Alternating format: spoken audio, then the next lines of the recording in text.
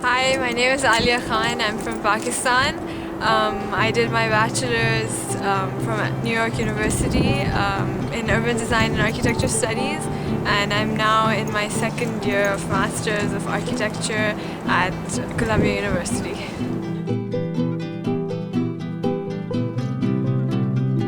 You can sort of create your own journey through the program, and you can, understand yourself, and they give you time for that, and they're not very pushy in terms of, you have to, focus on this or you have to focus on that. It's a very individual kind of experience, and because every person is different, they cater to that, which I think is nice. And I'm not sure that other schools really do that, but Columbia is known for this individualized approach where you don't really have mentors and teachers telling you what to do, but like you get to learn yourself, which I think was nice for me. At least it was very effective because I wasn't sure, but I learned through the experience, and now I develop my own individual identity, and it's not similar to anyone else in the class, so everyone is different, and you sort of learn from your classmates in that way.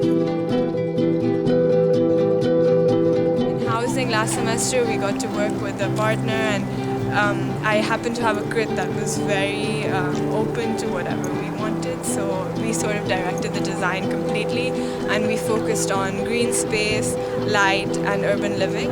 We tried to create a commentary of the New York living situation, and also the idea that nature and architecture should merge, and architecture should grow from the environment and not be not invade on the environment and be like an object, but instead become a part of nature.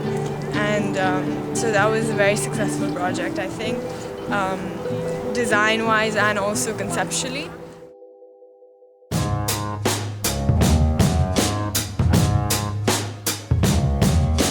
Working with ELOS, I sort of understood the design process in terms of portfolio, in terms of like hand sketching, and in terms of conceptualizing. I got into RISD on scholarship, and I got into City College of New York, got into IIT in Chicago, and School of the Art Institute in Chicago also, and I think that's... And of course, And of course, Columbia, and I chose Columbia. I did enjoy the process, but it was very, very stressful. It was time was always an issue because applications were due one after the other, and just like the pressure. But that did sort of prepare me for grad school, because that's exactly how it is here. Like, our deadlines are crazy, so it's I've gotten used to it now.